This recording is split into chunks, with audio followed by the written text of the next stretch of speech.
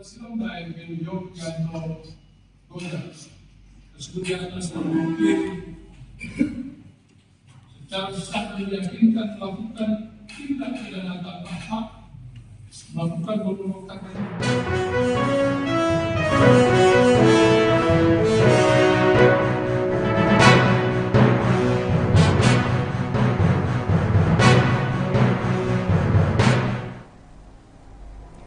Halo Tribuners, jumpa lagi bersama dengan saya Kusnul Asyaifah dalam tayangan Breaking News di Tribun Lampung. Breaking News kali ini akan menghadirkan berita terkait dengan tangan kanan atau orang kepercayaan atau gembong narkoba dari Freddy Pratama dihukum dan divonis hukuman mati. Ya, orang tersebut adalah Muhammad Rivaldo Miliandri J. Silendai alias Kif.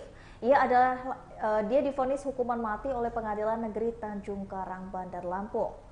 Vonis ini dibacakan oleh majelis hakim yang mana diketuai oleh Lingga Setiawan. Rivaldo merupakan orang kepercayaan langsung dari Freddy Pratama untuk mendistribusikan narkoba di wilayah barat Indonesia. Ia mendistribusikan narkoba dengan bertindak sebagai operator kurir. Dan sebelumnya juga, ex-kasat narkoba Andri Gustami menangis saat bacakan pledoi setelah dituntut hukuman mati. Ex-kasat narkoba Polres Lampung Selatan AKP Andri Gustami terlihat hanya tertunduk lesu di meja hijau persidangan Pengadilan Negeri Tanjung Karang pada Rabu 7 Februari 2024. Diketahui Andri Gustami menjadi terdakwa dalam sidang perdana kasus sindikat narkoba jaringan internasional Freddy Pratama.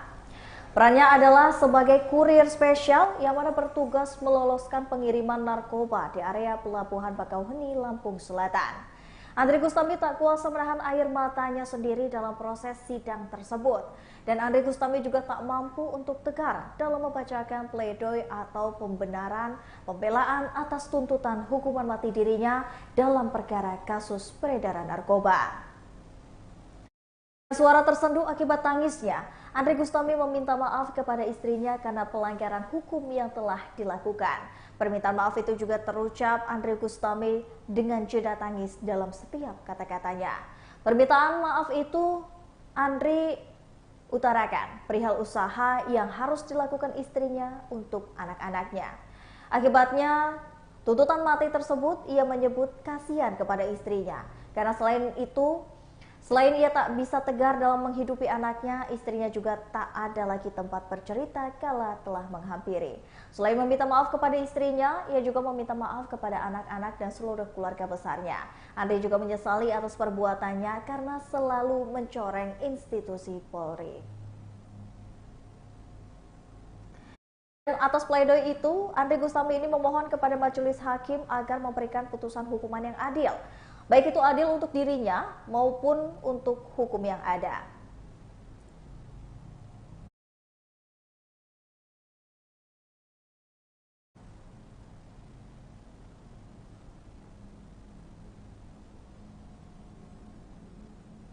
Dan baiklah Tribuners, saat ini saya sudah terhubung dan tergabung bersama dengan Bang Zainuddin selaku narasumber kami pada hari ini dan juga tentunya sebagai pengamat yang akan memberikan tanggapan.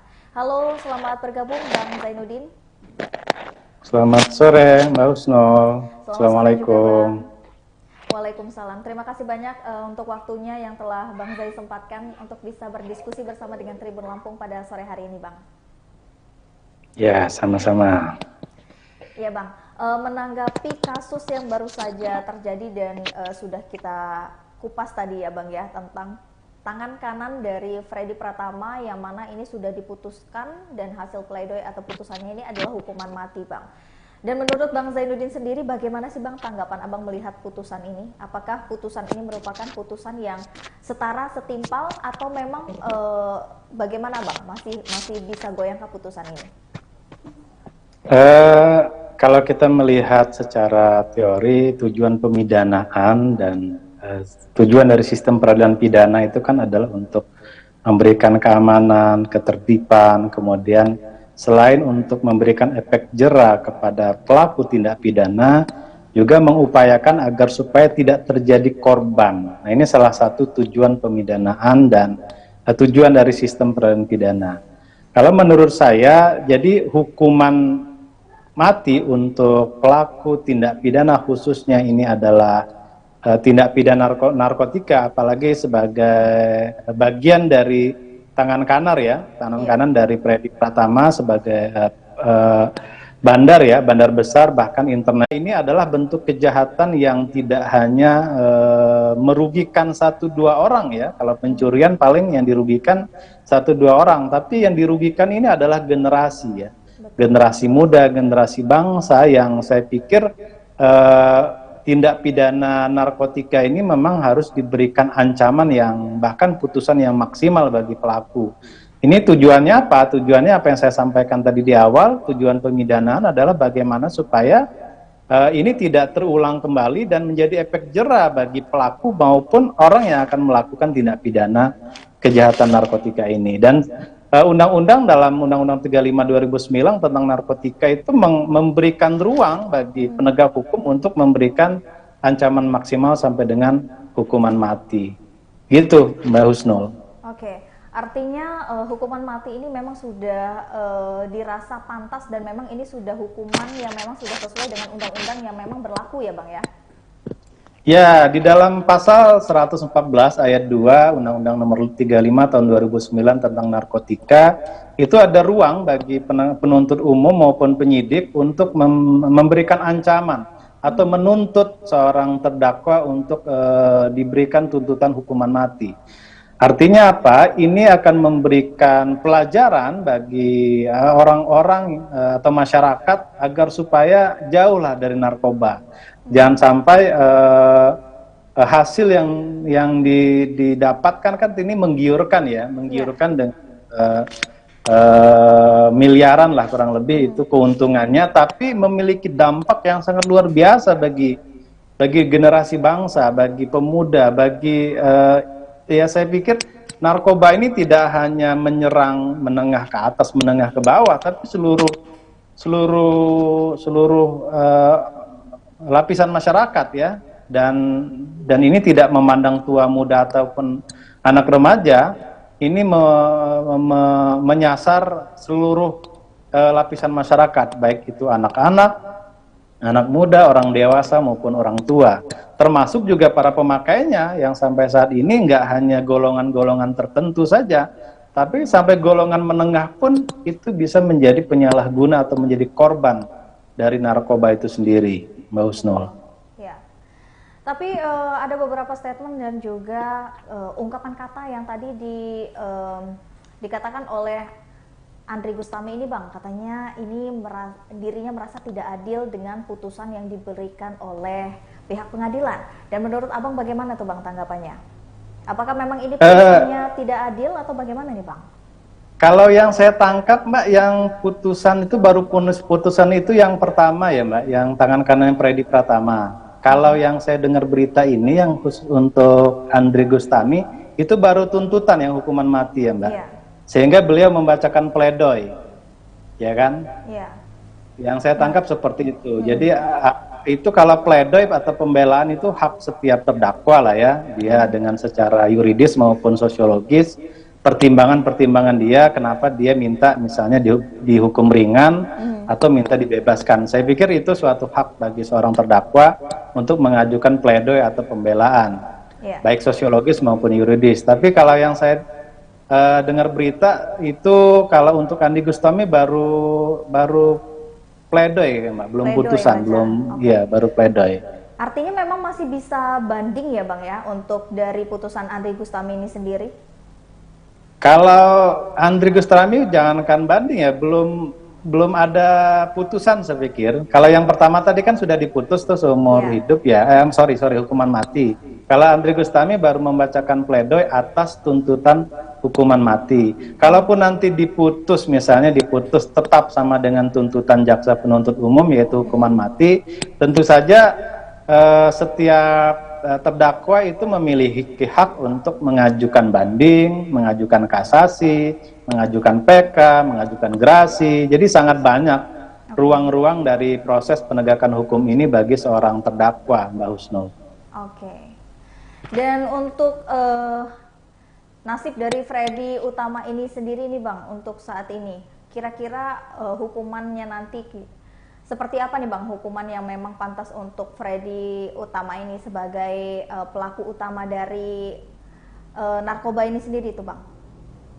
Kalau pendapat saya ya tentu saja dengan ancaman hukuman maksimal ya. Undang-undang kita kan mengatur itu di dalam pasal 114 ayat 2 Undang-Undang 35 2009 ada ancaman maksimal sampai dengan hukuman mati. Ini kan memberikan efek jera tentu saja bagi pelaku-pelaku lain agar supaya tidak melakukan perbuatan itu lagi yang bisa menghancurkan generasi bangsa ya, yang segala lapisannya memiliki peluang semua untuk menyalahgunakan narkoba tersebut. Itu saya pikir seperti itu. Oke. Dan mungkin ada Bang kata-katanya dan juga harapannya untuk teman-teman ataupun untuk kedepannya nih Bang, untuk generasi bangsa kita. Yang pertama, memerangi narkoba ini saya pikir tidak hanya tugas bagi penegak hukum ya, tidak hanya tugas polisi, jaksa, hakim, atau advokat, atau lembaga pemasyarakatan. Tugasnya adalah tugas semua pihak, mulai dari pemerintah daerah, kemudian tugas dari pendidik, guru, sampai dengan perguruan tinggi, sehingga perang terhadap narkoba ini tidak hanya sebatas pada penegakan hukum, saya pikir. Jadi ada juga perang terhadap narkoba itu ada upaya pencegahan. Bagaimana supaya di sekolah-sekolah itu ada, kalau di pemberantasan korupsi kan ada namanya pendidikan anti korupsi. Perlu menurut saya di sekolah-sekolah itu baik dari tingkat dasar, menengah, sampai perguruan tinggi itu juga ada pendidikan anti narkoba. Sehingga anak-anak itu mengerti terkait dengan bahaya dan ancaman bagi generasi, bagi bangsa terkait narkoba itu sendiri. Jadi saran saya untuk penegak hukum ya tetap menegakkan hukum dengan setegak-tegaknya. Kemudian tidak hanya tugas bagi penegak hukum, pencegahan dan pemberantasan narkoba ini merupakan tugas semua orang ya, tugas sebagai pendidik, tugas sebagai guru, tugas sebagai mungkin kawan-kawan wartawan turut serta untuk memerangi narkoba ini, karena ini musuh bersama ya, tidak hanya musuh atau tugas dari para penegak hukum saja, tapi tugas kita bersama. Dan dengan adanya dibuatnya Undang-Undang 35 2009 dengan adanya ancaman mati ya, saya pikir itu menjadi upaya agar supaya tindak pidana narkoba ini tidak menjalar ke semua ranah ya, sehingga ketika ada eksekusi, nah ini menjadi pelajaran bagi pelaku-pelaku tindak pidana narkoba lainnya agar supaya tidak mengulangi perbuatan ini lagi. Gitu Mbak Husnul. Oke, baik. Terima kasih banyak Bang Zainuddin yang telah memberikan komentar dan juga tanggapannya terkait dengan breaking news kita hari ini, Bang. Terima kasih sekali sudah menyempatkan waktunya. Terima kasih Mbak Husnul. Selamat sore. Selamat sore, Bang. Dan ya Tribuners, itulah tadi breaking news di Tribun Lampung. Masih bersama dengan saya Kusnul Asyaifah pada siang hari ini. Dan jangan lupa untuk saksikan video selengkapnya di YouTube Tribun Lampung News Video, dan tentunya jangan lupa untuk download aplikasi Tribun X selengkapnya. Bersama dengan saya Kusnul Asyaifah hari ini pamit undur diri. Terima kasih dan sampai jumpa.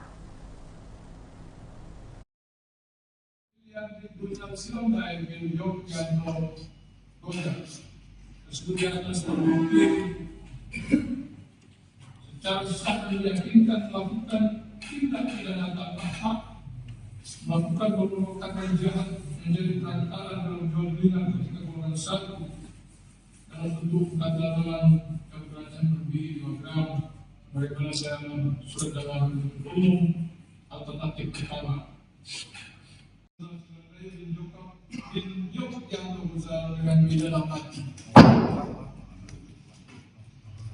Kita menetapkan barang bukti sebagai pilihan di dunia silam dan Yog yang Goda. Kemudian atas terbukti secara sah diyakinkan melakukan tindak pidana tak hak, melakukan perbuatan jahat menjadi perantaraan dalam jual beli narkotika golongan 1 dalam bentuk dagangan yang beratnya lebih 2 gram. Bagaimana saya surat dakwaan umum alternatif pertama. yang berusaha dengan pidana mati. Dengan menetapkan barang bukti sebagai pilihan Bintang Silondai bin Yogyakarta Kota. Tersebut di atas terbukti secara sah diyakinkan melakukan tindak pidana tanpa hak, melakukan pemberontakan jahat menjadi perantara dalam jual beli narkotika golongan 1 dalam bentuk pengadaan keberadaan lebih 2 gram bagaimana saya surat dakwaan penuntut umum alternatif pertama. Yang berusaha dengan pidana mati. Dengan menetapkan barang bukti sebagai pilihan Bintang Silondai bin Yogyakarta Kota. Tersebut di atas terbukti secara sah diyakinkan melakukan tindak pidana tanpa hak, melakukan pemberontakan jahat menjadi perantara dalam jual beli narkotika golongan 1 dalam bentuk pengadaan keberadaan lebih 2 gram bagaimana saya surat dakwaan penuntut umum alternatif pertama. Yang berusaha dengan pidana mati. Dengan menetapkan barang bukti sebagai pilihan Bintang Silondai bin Yogyakarta Kota. Tersebut di atas terbukti secara sah diyakinkan melakukan tindak pidana tanpa hak, melakukan pemberontakan jahat menjadi perantara dalam jual beli narkotika golongan 1 dalam bentuk pengadaan keberadaan lebih 2 gram bagaimana saya surat dakwaan penuntut umum alternatif pertama. Yang berusaha dengan pidana mati.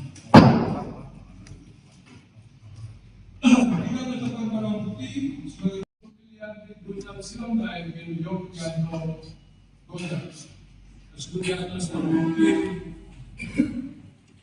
secara sah diyakinkan melakukan tindak pidana tanpa hak, melakukan pemberontakan jahat menjadi perantara dalam jual beli narkotika golongan 1 dalam bentuk pengadaan keberadaan lebih 2 gram bagaimana saya surat dakwaan penuntut umum alternatif pertama.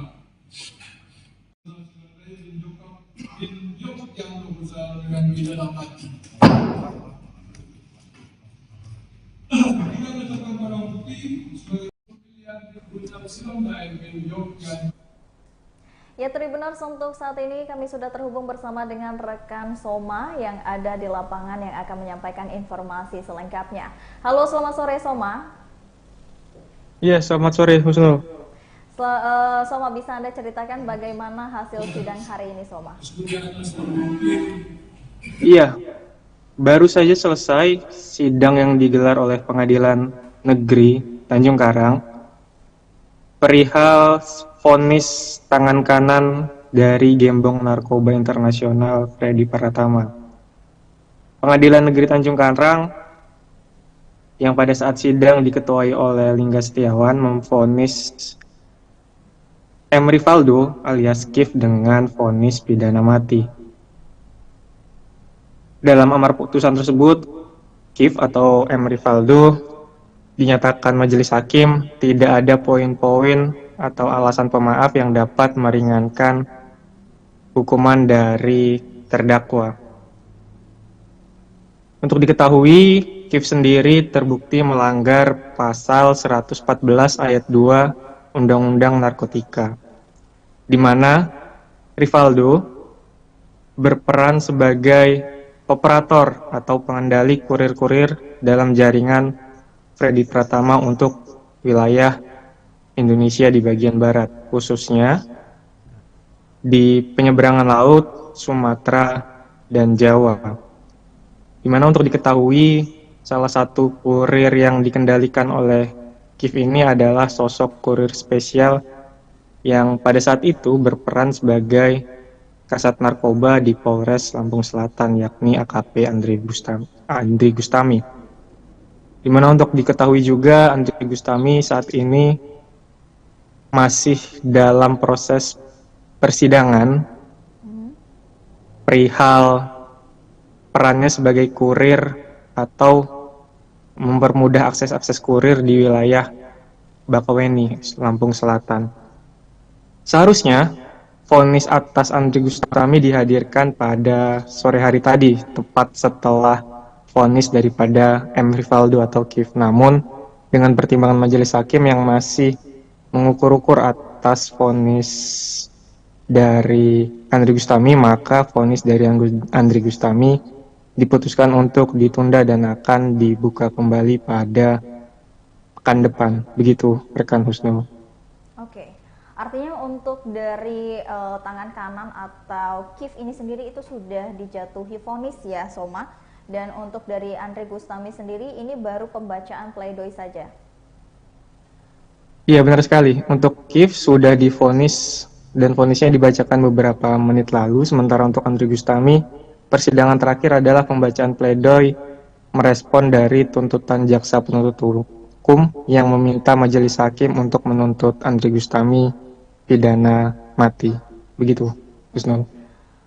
Untuk sidang dari Andri Gustami sendiri, apakah akan diajukan banding atau bagaimana reaksi pada saat Andri Gustami membacakan pledoi tersebut? Pembacaan pledoi untuk terdakwa Andri Gustami dilakukan pada awal bulan Februari lalu, di mana pada pembacaan pledoi itu dia meminta majelis hakim untuk menjatuhinya hukuman yang lebih ringan dibanding tuntutan yang dibacakan oleh jaksa penuntut umum. Menimbang banyak pertimbangan yang dikeluhkan oleh Andri Gustami seperti anak dan istri serta keluarga besarnya. Untuk banding dari vonis hakim sendiri baru akan ia bersama kuasa hukumnya pertimbangkan usai majelis hakim Pengadilan Tanjung Karang membacakan vonis atas Andri Gustami pada pekan depan. Oke, artinya memang baru akan dilaksanakan pekan depan lagi ya.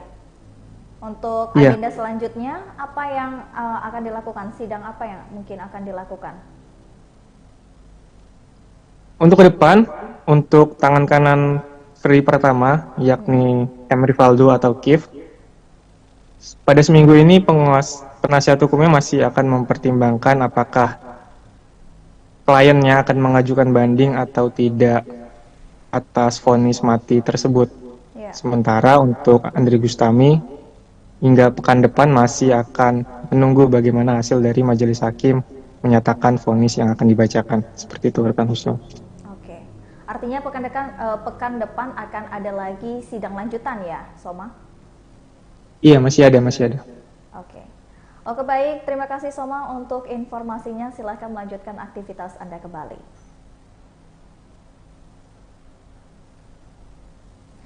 Dan ya Tribuners, itulah tadi breaking news di Tribun Lampung bersama dengan saya Kusnul Asyaifah terkait dengan tangan kanan atau orang kepercayaan dari Freddy Pratama yang divonis hukuman pidana mati. Jangan lupa untuk saksikan video selengkapnya, breaking news selengkapnya di Tribun Lampung, dan juga jangan lupa untuk mendownload aplikasi Tribun X selengkapnya. Bersama dengan saya Kusnul Asyaifah pamit undur diri, terima kasih dan sampai jumpa.